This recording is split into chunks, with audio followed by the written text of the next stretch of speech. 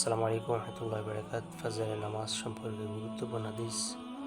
আবু হুরায়রা রাদিয়াল্লাহু তাআলা আনহু বর্ণিত, নবী করিম সাল্লাল্লাহু আলাইহি সাল্লাম বলেন, তিনি একবার ইরশাদ ফরমিয়েছেন, বলো দেখি, যদি কোনো ব্যক্তির দরজার সম্মুখে একটি নহর প্রবাহিত থাকে যাতে সে প্রতিদিন 5 বার গোসল করে, তবে তাহার শরীর কি কোনো ময়লা বাকি থাকিবে?